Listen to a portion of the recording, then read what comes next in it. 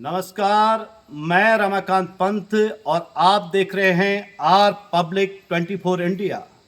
आज हम मौजूद हैं हिमालय की गोद में स्थित प्रकृति की अलौकिक धरोहर, एक दिव्य धरोहर कालीचौड़ धाम में।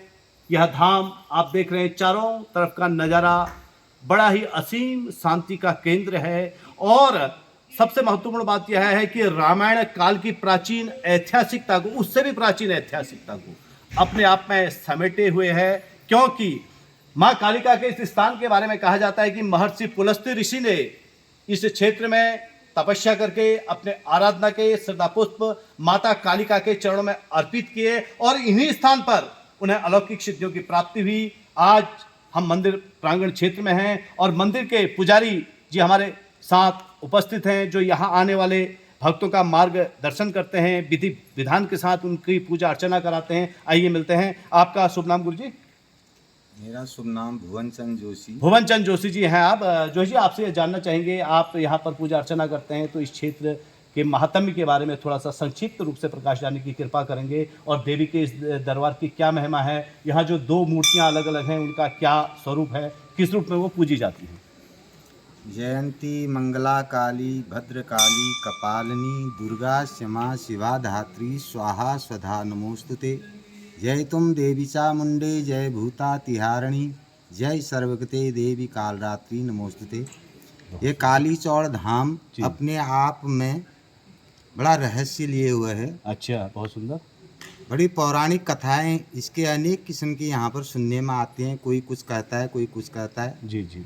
पर प्रत्यक्ष 1930 से यहाँ पर जो पूजन में मैया आई, अच्छा, इसका वृतांत, जिसके द्वारा यहाँ पर इस मैया की उत्पत्ति हुई, उस महात्मा कोई ऋषि थे जो कलकत्ता में, जिनके सपने में मैया गई। बहुत सुंदर। और सपने में जाकर उनको इस जगह के वृतांत के बारे में सब कुछ मैया ने ही कहा। अच्छा, कि मैं नैनीताल जिले के हल्द्वानी महानगर गार्गी नदी के पूर्वोत्तर भाग में एक पेड़ के नीचे मेरा वास है, मुझे वहाँ से पूजन में लीजिए।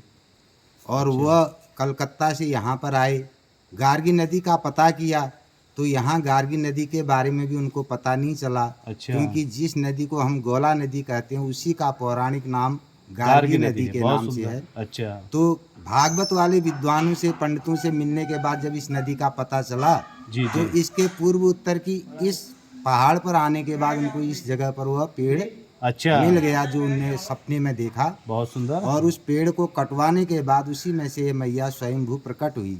अच्छा, उनके अनुसार ये 12 ही स्वरूप है भगवती का। अच्छा, 12 ही स्वरूप। हाँ, जो नर हिरण्याक्ष ने जब पृथ्वी को जल में डुबा दिया था, तो भगवान विष्णु ने 12 रूप धारण करके उस पृथ्वी को जल में से ऊपर उतारा।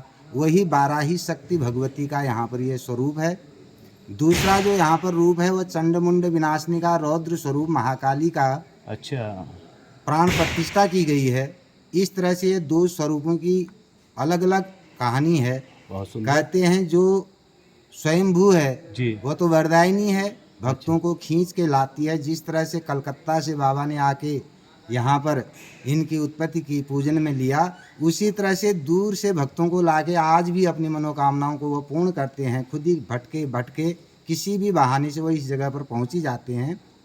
और दूसरा जो यहाँ पर स्वरूप है वह यहाँ पर कोई पंडित जी थे कहते हैं। तो उन्होंने क्लिक करके प्राण प्रतिष्ठा करके उसको इस रक्षा को रक्षित करने के लिए उनकी स्थापना कर दी। जिस तरह से आने वाले भक्तों की वह रक्षा करती है, इस क्षेत्र की रक्षा करती है। मंदिर परिसर में कोई जंगली जानवर नहीं आता, यह इस तरह से उसकी रक्षा करती है। इस तरह से एक रौद्र रूप की स्थापना होगी, दूसरा यहाँ पर सौम्य रूप भगवती का हुआ। दोनों रूपों में यहाँ पर स्थित यहीं पर भी। और उन्हीं के अनुसार मार्कंडेय ऋषि की तपोभूमि भी इसको कहते हैं। उनका यहाँ पर गुरुकुल था।